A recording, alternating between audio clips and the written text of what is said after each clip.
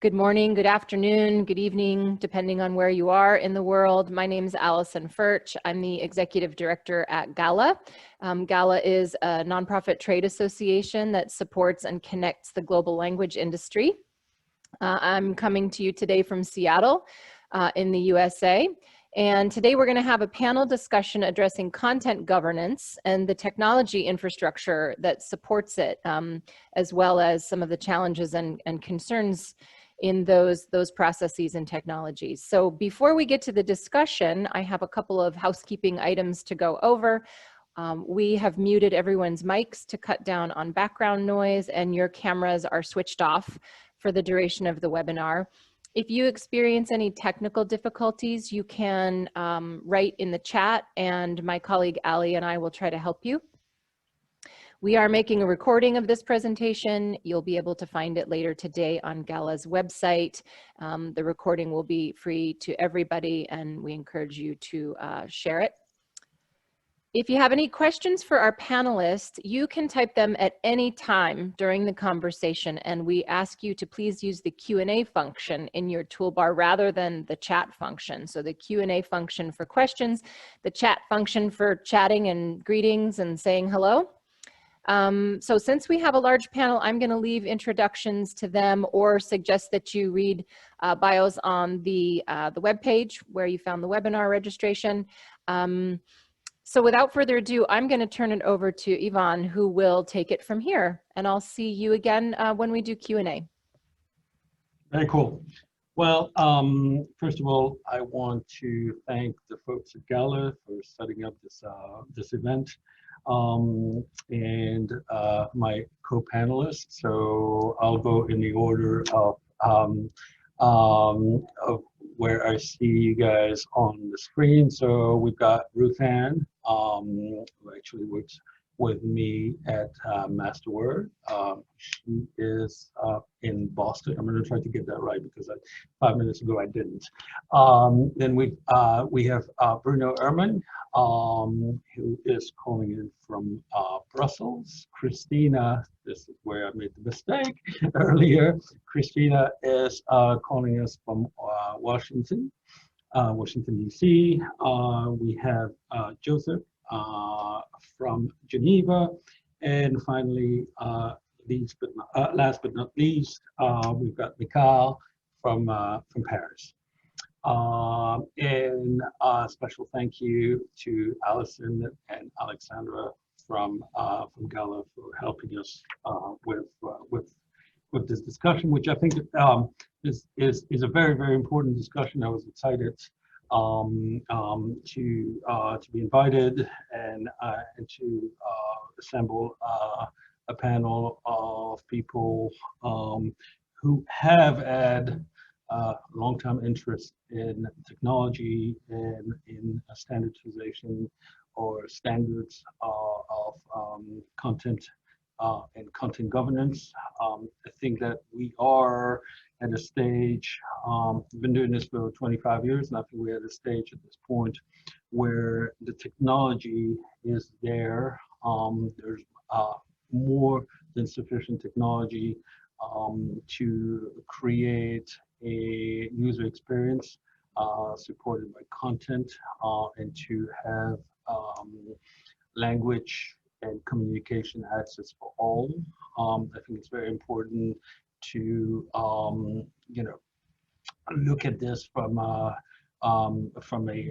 rules and policies and standards as we're expecting in the next 5 years and the next billion online users. So I'm very excited. We are, I think, going to start with we have 3 polls during this conversation that will go out to the audience. The first one being about the makeup of the audience. So I'll ask you guys if you can respond real quick so that we can hopefully target the conversation a little bit more to our audience and create a better user experience. And in the meantime, I'll ask Bruno if you want to take us through the first question in the conversation. Sure. Well, I'd like to start with a nice question, which is, what should the industry do to be more customer-centric, and how should those efforts be translated into a better content governance and a better localization strategy? So it's a big question. So there will be a number of big answers, I'm sure about that. But let me start by asking Josep to share his view or his advice he would give to industry leaders about that. So Josep, what can you share about that? Well, and I think that my perspective is a bit limited, because my perspective is that of government or multilateral organizations.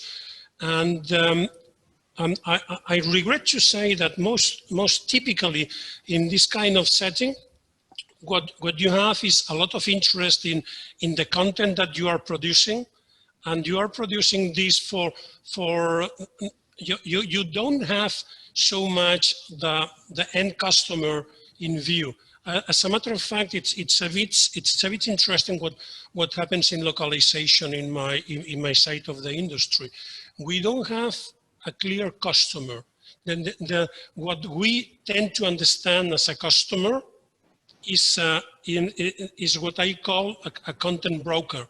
So it's somebody who will deliver this information to other people, who are the real customers. But the real customers are far away. And in my past organization, I was working for the European Union, and this was the citizenship.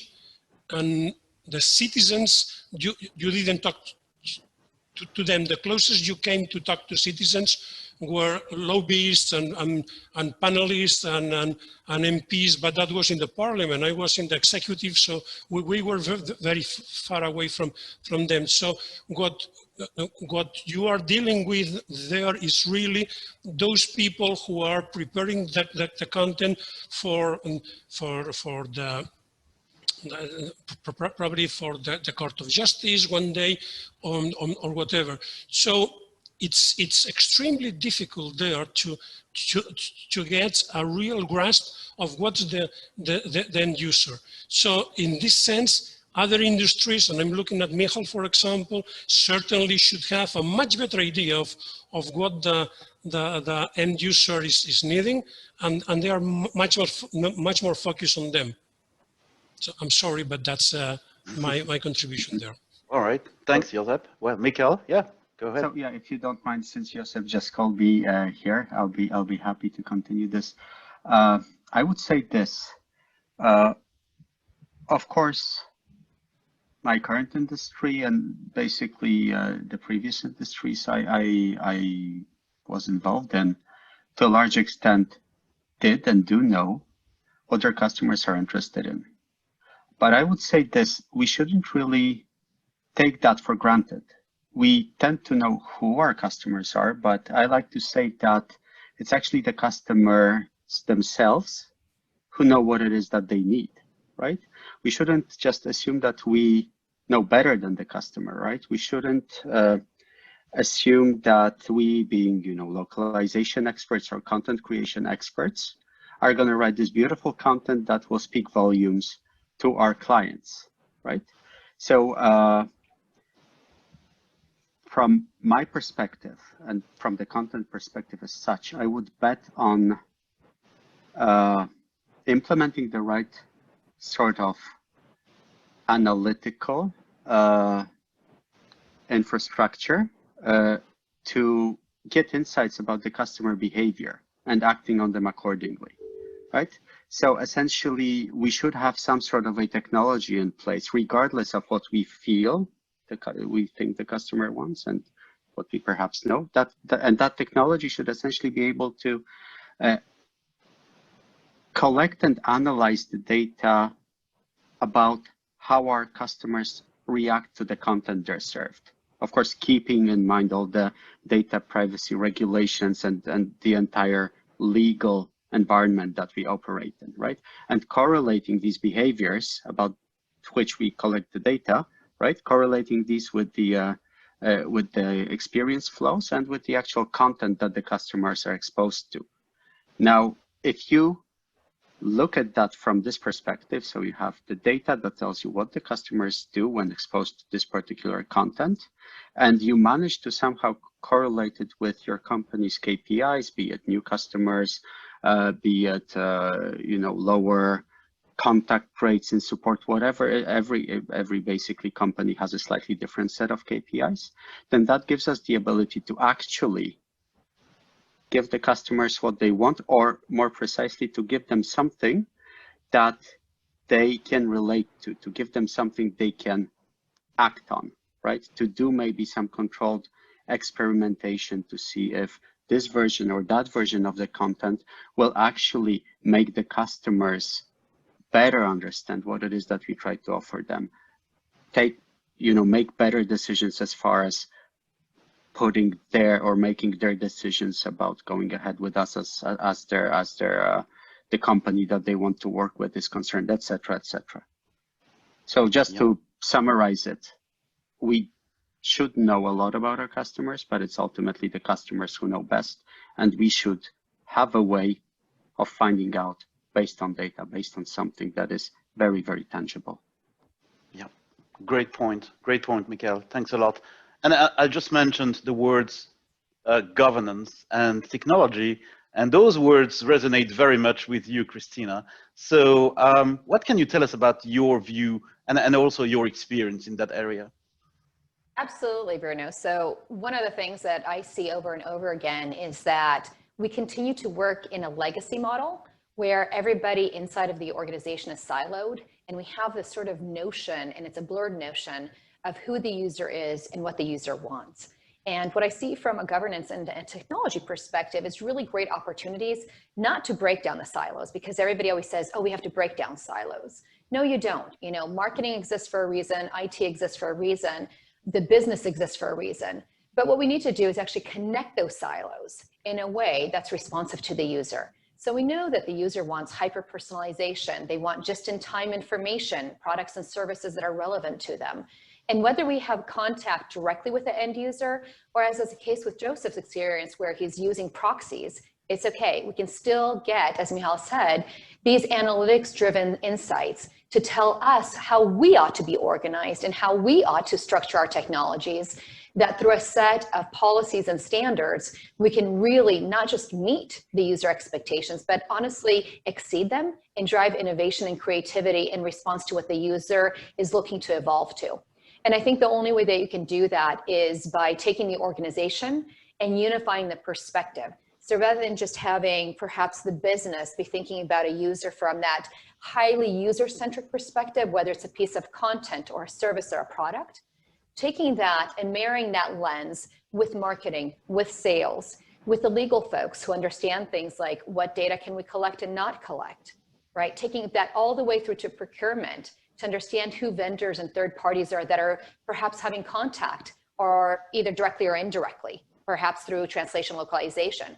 But taking all of those groups together, unifying them into one so they have a shared purpose, a shared vision, and are working towards the needs of the end user. And right now, I think we're still in a very sort of fragmented, legacy-driven model that hasn't achieved that yet. And I think there's a great opportunity to get to that in the next several years, if not sooner. Yeah, that's a great point, actually, about your view of silos, because you're right. I mean, so many people want to break those silos in an organization, which is most of the time quite impossible to do. So actually you struggle for a number of years trying to, break those silos. And actually it's much better to create bridges between silos and really connect those people, connect those teams together. And I think that's really a great point.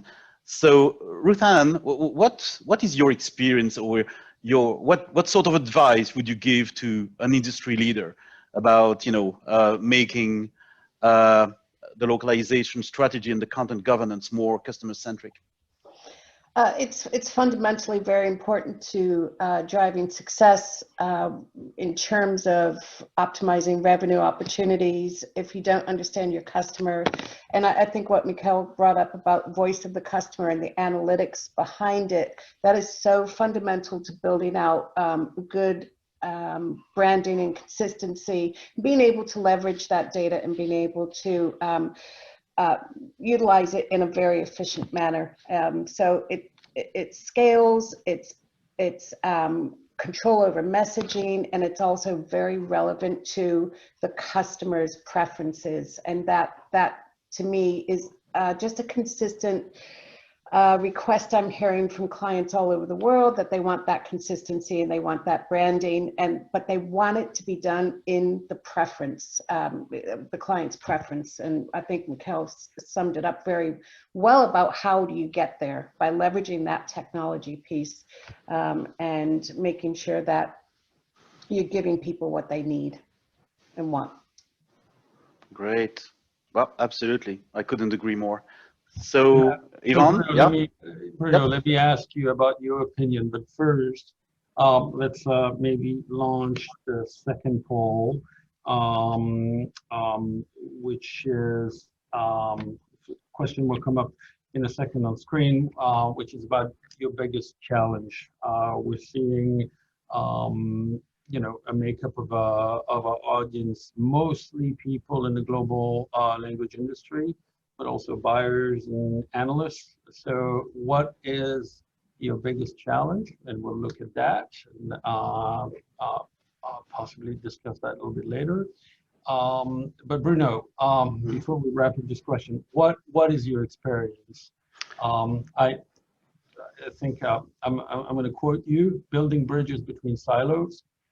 I like it. That's probably between Christina and Bruno.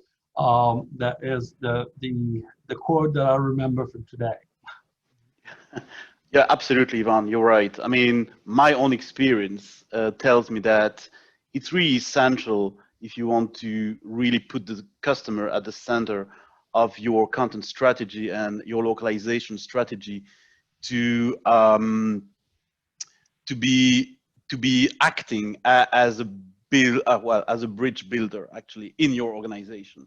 I've been fortunate enough to work in different companies in different industries, and one thing after so many years I can tell is that, you know, customers come first. Obviously, everybody will agree on that, hopefully.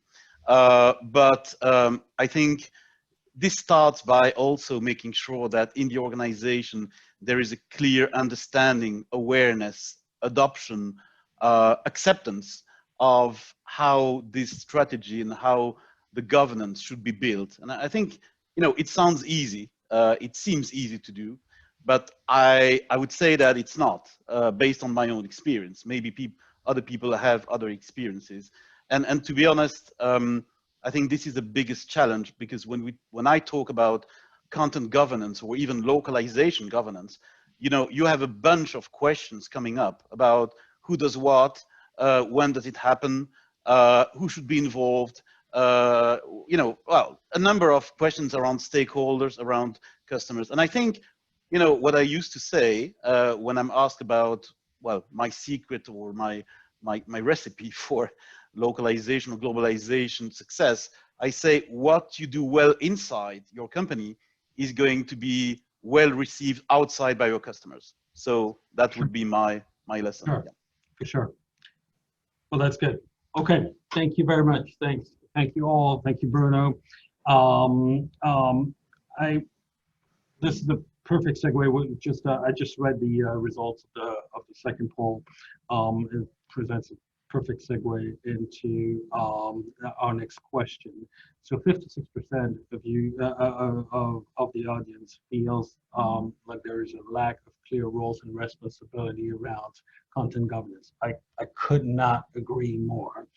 And so when we talk about customer advocacy and how it's accounted for in our industry standards, or the lack of our industry standards, I probably would go for lack of industry standards. What do we need to do? And what should the industry aspire to in terms of enabling content policy? And then I will ask Christina to take the first stab at an answer. Thanks. So as you were talking about the results of this poll, what came to mind is the theory of my colleague Lisa Welchman, who wrote Managing Chaos, Governance by Design. And the reason that that came to mind is because it's 2020 and I see more chaos than ever in our industry. Mm-hmm. And it's exactly that. It's the lack of understanding about who has authority to do what, at what time, as Bruno said, and how that's done. And all of that chaos that manifests itself inside of the organization is directly what shows up outside, either on the website or in our mobile apps, in our social media feeds, et cetera. And I'll give you an example of a client that I've been working with for some time, and they're fascinating. It's a global multinational, and the moment we started talking about governance, the question I asked them was, can you please give me the authoritative place to go and find the locations of all of your offices globally? So all I want is to understand where your global offices are. Can you tell me and point me in that direction, right? And I heard, oh, you know, go call procurement, they'll know. Procurement didn't know. Go talk to facilities, facilities didn't know. Talk to marketing, marketing didn't know. Customer service thought they knew, but it turned out they really didn't. So that level of chaos where you don't know where your offices are, where a customer could literally walk up to and knock on a door or ring a doorbell, is just a sign of how messed up we are on the inside and why we can't do a better job on the outside. And we'll never be able to give the end user that level of customer satisfaction that we all claim to want to give them until we get ourselves aligned internally. And that starts fundamentally with governance, understanding what is the scope even of what we're trying to govern, because nobody seems to be able to understand that alone. When it comes to the user, are we trying to govern our websites or our translation of content that goes onto the websites? Which channels, what content are we really trying to get our arms around? Let's start there. And then let's actually look at who has authority and who's delegated that authority to act when. Is it marketing that's leading? Is it customer service because they're the closest to the customer? Is it the business because they're developing the products and services?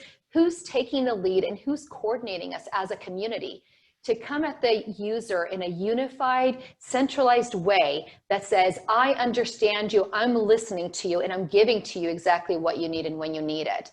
But that can't happen. We can't get to policies, we can't get to standards until we have that very clear identification of authority and who's leading the dance, who's playing the music, and what are we going to do when we get onto the dance floor.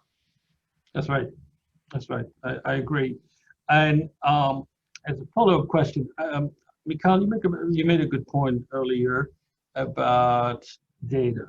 But isn't it true in a way that we have all the data that we need about customers at this point? I mean, you know, every time I make a purchase with an organization, I feel like they already know all my details before I even get there. So is it a point where, you know, maybe we have all the data, we don't know how to use it, and we don't really know how to create or chart a customer journey? And so where that information would serve to inform the powers that be in corporations to make the right decision. Is it that you know, we're not presenting the right data, and so there's nobody to make a decision? I mean, I think it happens to, at least to me, quite a bit. When we ask customers to make a decision about localization or localization strategy, quite frankly, they don't know what to do. You know, they could be in 120 countries, it could be in 5 countries. It's the same, and most of the time, it's not their fault. But then when you spend the time, we've been working internally on a you know, on an ROI analysis of localization and what localization can bring you and can bring to your customers. And I feel like when we put that information forward, and it's a lot of pieces. It's about, you know, we just completed one that was about 3 weeks worth of work for a specific customer.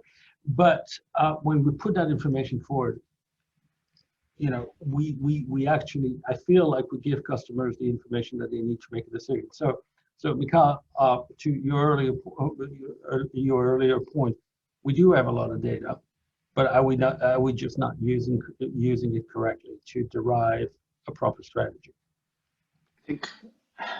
I think, Yvan, there are a couple of things in your question that need to be addressed, right? So first of all, about the data.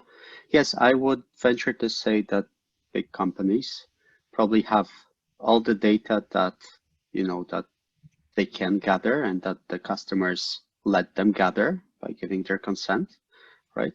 But the issue is not even not knowing how to analyze it. It's more like some companies, some organizations are so huge they don't even know about the existence of that data. Yes. Because it's gathered in multiple places. It's kept by multiple or in multiple systems, and different people analyze it at different times looking for different outcomes, and they basically don't even know about their existence, right? So one thing is definitely making sure that it is a relatively easy to find the information about the data sources that exist in a company. Now I'm saying it's make that happen, make it easy to find the information. It's of course easier said than done. But there's Right. a lot of effort that needs to go into it. The second thing is this, even if we have the data, even if we can draw the meaningful insights that we need from it and create localization or content ROIs and put it in front of the, let's say, localization or content organizations, right? That does not mean that this, that the customer that you work with, the company that you work with, is actually ready to act on it. Because what the, let's say your localization partner in a big company is asking for, which is, you know, help in just analyzing the ROI of, let's say, going to a new market or introducing 10 new languages, is not necessarily aligned with the priorities of the other stakeholders. If you think about development, they might have different priorities. They might want to build this brand new sexy set of features rather than just expand globally. You have customer support, which might want to just streamline their operations. You have other stakeholders who are equally important in that decision-making process, who are just focusing on something else, and that's fine, right? It is a state of chaos, like alluding to what Christina said, and that chaos is probably just a reflection of our society currently, of a human society. You're not gonna put order into that chaos beyond a certain level. There's only so much you can do. Right. So I would say there is no easy answer to how to sort of process the data, make informed decisions based on it. The best we can do within a big organization is make sure that to the greatest possible extent, we pull in all the stakeholders who should be pulled into it, right? And hoping that by pulling them, bringing them into the conversation early on and making sure that they're involved throughout the analysis and also if we're talking about content development process, that together at some stage, a process will be built where we're more or less leveraging all the sources of information and all the stakeholders and their inputs to make optimal decisions. Again, easier said than done, but yeah, that doesn't mean we cannot try. I think it's a pretty tall order, but I do agree that we need to possibly and quickly march towards that common objective, which then brings me to Joseph. Joseph, do you think that so you work for a global organization, a global standard organization, if you will. Do you think that organization like yours, the World Trade Organization, has a place as a proving ground or a research lab for global digital content and standardization thereof? And do you think that organization like yours should potentially lead people, all the stakeholders, in a dialogue to hit using organized this industry, but maybe to give some guidance to the industry? Okay, yeah, I think that's a role for big organizations like mine. I'm not in standardization proper, because that's Right. that's not ISO. ISO, they are really working on this. We are just trying to organize, to harmonize world trade. But I think that that's an important role there. The problem is that in some industries like mine, this silo effect that Christina was referring to and Michal was stressing is very important. So people are very much concerned with the content of their own part of the business, and what you don't have really is a common line, a common thread that says that's the content that we want to pass to our to people. And at the end of the day, there's a lot of push to put everything available, but in a messy way. And when you're like, you have, okay, in an organization like mine, you have the spokesperson service. They are in theory close to the big boss, and they should be organizing the content that we release. But as a matter of fact, that's not the case. They are just working with a small part of it, which is social media or press reports. I'm publishing all the rest of the information. I'm dumping information, as a matter of fact. Having said this, and we have an enormous responsibility there in organizing this content that we are releasing, because now we are releasing content in a very old way, but we can release content in a way which is reusable, for example, yes, which is linkable, which is accessible from many different platforms. And this that we have to do, and we will do individually, this should spread also to other similar organizations, because we are not the only one. There are many organizations like this which are multilateral or international that have the same kind of problems. And just to give you an example, one of the documents that I have to publish in no time will be a study conducted by 3 different organizations. So as a matter of fact, this content will be linked by other organizations as well. So it's important that all this infrastructure is there, so that it's something that can be extremely alive, reusable, and easy to understand for everybody. Now, if we go to the subject of this conversation here, which is about how can standards underpin this, I think that standards can be part of the solution, but you need something which is healthy to put on top of this. I have one colleague of mine used to say, if you have a messy process and you apply IT, you have a quicker messy process, but the process remains messy. Correct. I mean, I think yes, and I think to your point, and I believe it's the most difficult, it's one of the biggest challenges that we face is content is perceived as power by some of our stakeholders in the companies we engage with. And, you know, it's always difficult to relinquish power.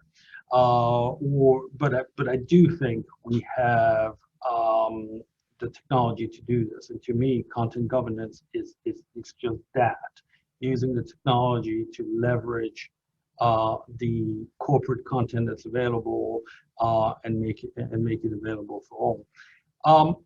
Bruno, you operate in the life science in a life science environment, where obviously regulation is extremely important. and regulatory compliance is probably above all, and probably the biggest risk for the business, or one of the biggest risks for the business. What do you think industry corporations like yours, because obviously, COVID-19 reminds us that healthcare and life science is extremely important, and that one of the lessons learned. I'm not in the life science industry, but one of the lessons learned is we need to do all we can to be prepared for the next pandemic. What do you recommend? What do you see in your industry? Well, indeed, this industry is now on the spot, so to speak. Yep. So, like in other industries I worked in, speed and quality are everything. But there is one big difference, is that, and we can see that now, indeed, as you said, Yvan, with COVID-19, is that any mistake, any delay in delivering the right content to the right people in life science has huge consequences. It means that if you have a delay in localizing a game for your favorite, or for your kids simply, those kids will be disappointed because you will say, oh, sorry, I cannot buy you this game just because it's not available yet in our language, in French or in German. But if you say the same to a patient, just because he needs a medication or a vaccine to be cured, then of course this has a consequence. So in other words, life science, I mean, the name speaks for itself. It's about life. It's about life of human beings. And it means that when you talk about regulations, it's different between, for instance, life science and finance, or life science and legal, because in all cases, speed and delivery are paramount, but the consequences of not meeting those requirements are quite different. Life science touches the life of people. Legal touches the life of some lawyers, if I can say so. And so what I can say is that when you create, or when you improve your content strategy in life science, you have to be aware that indeed there will be a number of requirements in terms of speed, quality, regulated bodies, etc. But you have to keep in mind that anything you are going to get wrong is going to have a huge impact, not only on your business, but on the life of people.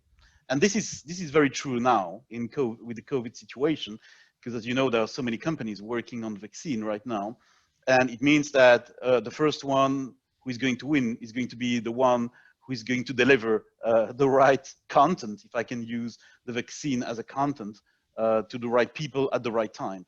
So regulation has to be understood, and governance for that matter has to be understood differently, even if you compare two highly regulated industries. I said, I gave an example between life science and finance, and indeed there are a number of requirements to meet, but I would say that the factor which makes a difference is the human factor, and the factor in terms of consequence on human life. And that is something which is extremely important in this industry. Yeah.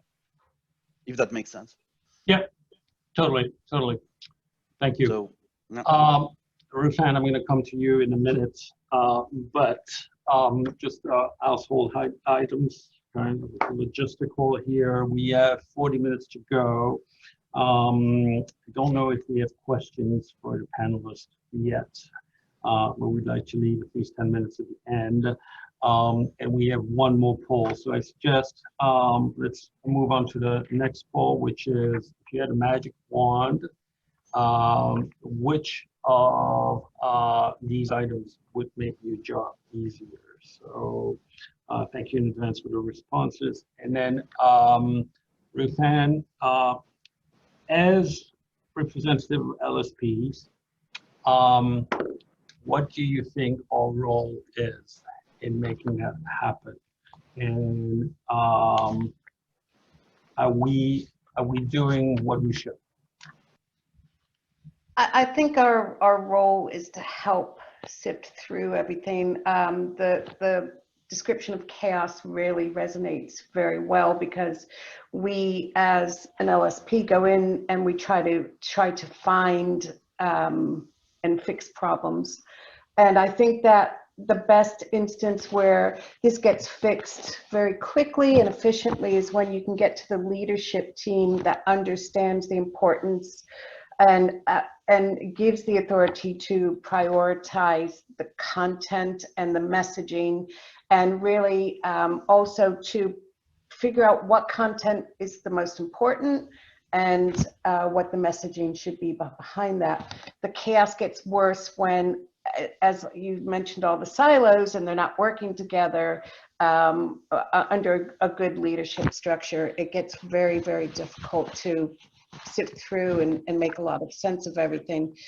So from my perspective, when we get sponsorship by leadership, we can effectively deliver a good solution that helps to overall improve the performance of the business, which then ultimately will deliver a better customer experience. So everything's intertwined all the way from the top down. Agreed. Okay, thank you. So we have one more question one more theme for in the conversation. Before we go into that, the magic wand question resulted in an answer where it looks like 57% of the respondents are saying that we are in need of strong policies and standards embraced in the technology. So it's kind of where we started this conversation and where we had this conversation. So it's good to know and good to see that the industry is ready, or at least majority of the industry is ready for those standards and policies. So I'll turn it over to Bruno for the last question or the last theme of the conversation. And then I think in about 7-10 minutes, we can open up for questions from the audience. Sure. Yeah, so we just talked about people, and people come first. And when we look at the industry today, we have to make sure that the stakeholders, all stakeholders in the industry, are working together, are talking to each other to build, solutions that are, again, customer-centric, but that also leverage the available content technology. I can relate that to my own experience last year when I was attending a language technology conference, and there were so many companies in different fields of language technology, whether it was localization, machine learning, text mining. So as a customer, I would be probably in a tough situation if I had to guess who I should talk to. So I guess it's the role of the industry to, team up, between different stakeholders and work together to deliver those customer-centric solutions that, customers are looking for. So I'm just curious to know, because I know, Christina, you work with a number of customers, and obviously all of them are investing right now in terms of, content technology. What, from your perspective or from your experience, what do these customers really expect from the industry to be, doing to deliver those solutions, so that they can go to the industry by saying, we go to you because, and not to find something specific. So just curious to know what you've come across. That's a great question, Bruno. So what I see more and more is that customers really are looking for a differentiating factor, and technology isn't it. You know, from my perspective, it's interesting to see a customer even choosing a technology that's slightly below the requirement set that they identified, if the vendor can come with knowledge and insights and the ability to really, and I'm going to use a cliche word here, but transform the organization. Because really we're talking again about not necessarily breaking down all of those silos, but helping the organization understand how to string those silos together, create those bridges that you talked about. And how do we really drive the engagement with the end user with the best and brightest that we have? And what's interesting, and we've heard this theme repeated today over and over again, is we have the data in-house, we have the insights in-house, we have the know-how. What we really lack is a way to bring all of that together. And while it's really great to dream that there's a technology set out there that can do it for us, it's not about technology. It's about everything that we layer on top of technology, or even bringing several technologies together. And so from my perspective, customers are really looking for vendors who are team players, who are not just looking to come to the table with the best and brightest in technology, but are looking at this holistically and being even willing to, you know, team up with a competitor if necessary to solve the actual business problem.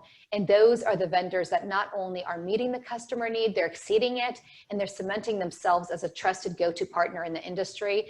And I think that's making a world of difference, because it really is about helping the customer get to that next level. And it can't be about the technology you're selling. It has to be about solving the business problem. And that's really what it comes down to. I couldn't. Absolutely. Couldn't Yeah, definitely. Yeah, Mikael, I have to ask you that because it's right in your field as well. So what has been your experience when working, you know, with suppliers? And there are so many, you know, solution providers on the marketplace today.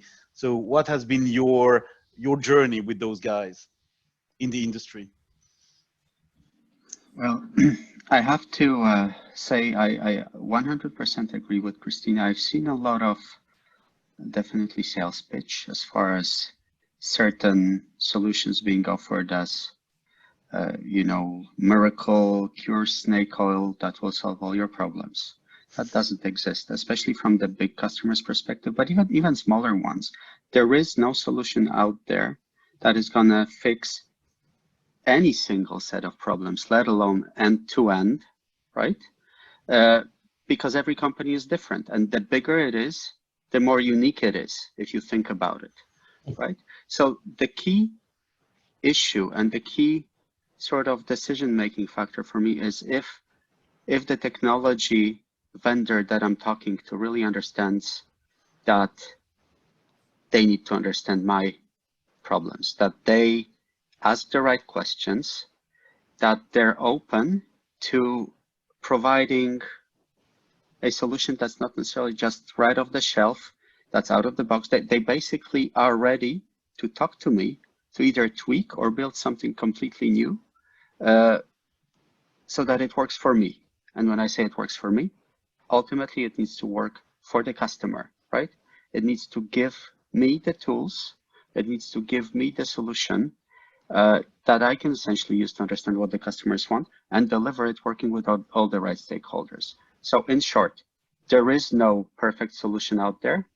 It's the team you talk to on the vendor side that needs to be the right team, that needs to be ready to discuss and that needs to understand. Yeah, I keep in mind, start with the problems of the customer. That's exactly right. Yeah. I'm conscious of time, Yvan. Probably there might be some questions. I'm not sure. Otherwise, yeah, I can. Let's see if we have any questions from the audience at this point, and if we don't, then we'll continue the conversation. Yep. We do. So let's start with a technology-focused question, and it is, to what extent are currently available content management systems already addressing content governance requirements? If you could create an ideal CMS tool from scratch, what specific built-in features would it offer to help organizations handle content governance in a comprehensive way? I think Christina is. Oh, I'm shaking my head like this because I'm going, there isn't one. That's a business opportunity for everybody who's on the call with us today. Let's go out and actually build the right solution. Yeah. You're right. So, I mean, what I see is this legacy CMS space that is just outdated. And I see people innovating sort of and reinventing what we've been around the loop with over and over again, not really understanding the business case and not solving the business case. So content management systems that are all about, let's build another variation of the workflow rather than focusing in on what workflow do we actually need in the business, and is the process the right one, as we heard a few moments ago from Joseph. Just like automating a broken process is not going to get you anything but an automated broken process. It's still broken. So let's focus on fixing it before we automate it. I think that aspect just needs to be completely disrupted and revolutionized. And what really drives me crazy is this notion of building content governance into CMSs, which is all about checking for typos, checking for SEO tags. And I'm sitting here going, well, that's great. That's where we were like 10 years ago. Can we please have something that's appropriate for 2021 and that can be revolutionary? And Bruno's laughing because I think he feels this pain personally. And so, you know, I think to myself, the content management for today that we need, the content management system we need for today is one that's going to revolutionize things, bring in the industry, regulatory, legal aspects so that Bruno's company can get content out there faster, easier, better. That's going to help them get through medical signatories faster than having to look at 20 different devices and what the content looks like on 20 different devices before they go to market. Having things like that automated that are solving an actual business pain point is where it's at.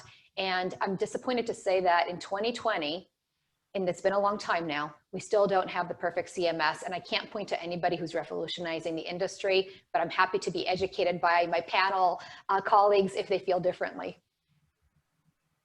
Yeah, no, it's true. And maybe call to the industry is stop serving us the leftovers from yesterday that are built on, you know, your old technologies.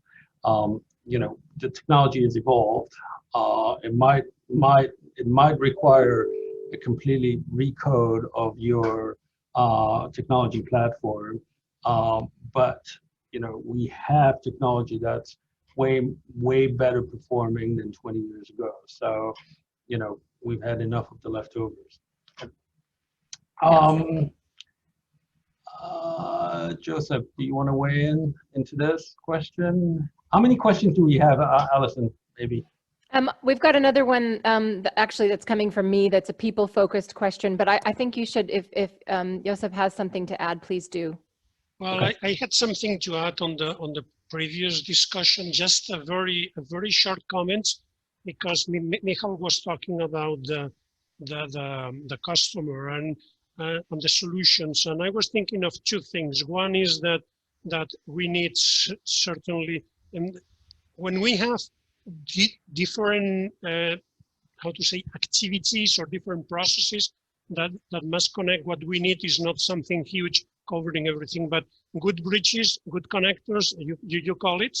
That's something. But I was more concerned with an example that I will give you of a technology where you have two types of customers and their interests might be not always aligned. I'm talking about remote simultaneous interpretation, because I'm also running interpretation. And when you look at these platforms, many times what the participant in the meeting is interested in is not what the interpreter is interested in, and vice versa. And marrying both interests, that's part of the difficulty of this discussion. That's what I wanted to add. That's actually a good segue. I think that since the majority of our audience is coming from the supply side, I wonder if we could maybe get a little more tactical on some of the topics that each of you brought up. For example, Michal was talking about, you know, measuring ROI of localization, analyzing the ROI of language expansion. These are some things that either internal localization teams like your own are doing, or perhaps LSCs like you know, Ruthann and Yvan can help with. I'm also thinking about this notion of sponsorship that Ruthann brought up. So these are all, I would say, possibly supported by technology, but really more about advocacy, about evangelization, and I'm just wondering if anybody can share any sort of tactical advice that might help some of the, suppliers on the webinar today in being an advocate, or kind of advance from their own position. How can they advance some of these ideals that you've talked about today? Well, I think we have a unique opportunity because we've got customers on the panel, and we've got, we've got more than anything people with a lot of experience in this industry. So I think we have an opportunity to give perspective from the two sides. Mikhail, maybe from a customer point of view or from a user point of view, what are you looking for? And I'm asking you to wrap that up in 2 minutes. 2 minutes. Okay, I'll be very I'm kidding. quick. I'm kidding. No worries. I'm conscious of the time. So I think two things are critical, and this is just from the human perspective. If you have suppliers, you're a supplier, you're coming in, to the buyer, making a sales pitch. Please keep in mind what I've already mentioned about all the different stakeholders all across that big organization that you're dealing with, especially localization, because that's my sort of core area of expertise, right? Remember that any ROI that you try to make for localization, any pitch that you make there, how you're going to help the company go into the different markets, how you're going to help grow sales, etc., you need to keep in mind that overall, in the broader scope of things, localization is a relatively small cost contributor to the whole operation, right? And that's what you really need to keep in mind. The business case, the opportunity on the revenue side really needs to be researched well. And what, as far as the bottom line calculation is concerned, keep in mind that whatever we're paying for localization in any big company is probably 1/10 would be good. So it's probably like 5% of what the whole organization has to pay for going global, right? Just bear that in mind and build that into your ROI model. Right. That's a good point. Okay. Yvan, quick question. What do you see amongst LLCs or LSPs? What are the trends when it comes to defining a solution? I think it all comes down to the appetite to expand internationally and what the revenues are backed up against that, similar to what Mikhail said, where they have to make that decision that that's the path they want to go and put the investment behind it and understand what the ROI is attached to that as well. That's what I'm seeing. Christina, really quickly. Quickly, for me, I'm going to tell you, it's not even about technology. It's about LSPs and other vendors coming in. Stop talking about the cost per word translated. Stop talking about quality and ask the business questions like, who's actually looking at this content? Why does it matter? Why are we translating? Why are we localizing? And actually understand the business case and line up to it. Because honestly, if I hear one other vendor say to me, cost per word or quality metrics, yes, those are great indicators, but honestly, you can be the best and the most cost effective, and you could be the perfectly oiled machine, and you're doing the absolutely wrong thing for the business. Stop doing that. Agree. Bruno, wrap up. Yeah, I'm going to circle back on what Christina just said. For me, in terms of customer advocacy, I would really recommend stop, or I'd say use cost less, talk more about value, and get the balance right between cost and value. Conclusion. Yeah. Joseph, you have the last word. I'm sorry, when you are the last, you normally repeat what others said.